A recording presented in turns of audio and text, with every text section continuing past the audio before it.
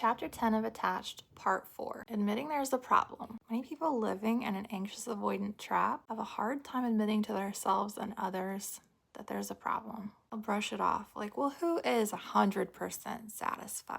Every relationship has problems. They talk themselves into believing that their predicament really isn't so bad. Even when they do become aware of the dire situation, often don't take those necessary steps to bail out. They might even make an attempt, but then get overwhelmed with the pain associated with leaving and experience what's called the rebound effect. As painful as it feels being mistreated, severing that attachment bond feels even more excruciating. You may start to understand rationally that you should leave, but your emotional brain might not be ready to make that move. The emotional circuits of our attachment system have evolved to discourage us from being alone. One thing that nudges us back into our toxic partner's arms is by creating that sensation of unmistakable pain when we're alone. Studies show that the same area of the brain lights up when we break up with a partner as when we break a leg. As part of the reaction to a breakup, brain experiences departure of the attachment figure in a very similar way to how it registers physical pain.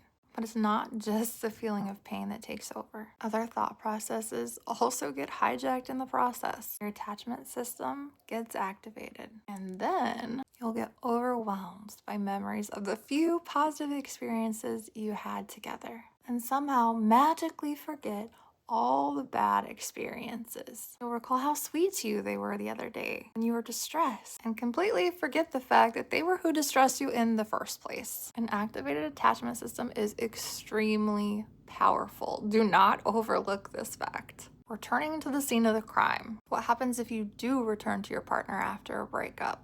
That one person has a lot of power. It can take away all your discomforts in a split second. It makes it very hard to resist the temptation to see them. Just being in the room with them is enough to entirely relieve the anxiety you might be feeling in a way that no single other friend, family member, or person can. This is why so many people find it really hard to follow through on their breakup, even if they've tried to do it more than once. Also often stay in contact once they have broken up. Anxious people may take a really long time to get over a bad attachment, and they don't get to decide how long enough is. Only when every cell in their body is completely convinced that there is no chance their partner will change or that they will ever have that possibility to reunite will they be able to deactivate and really truly let go. There is always hope, but it may not be easy.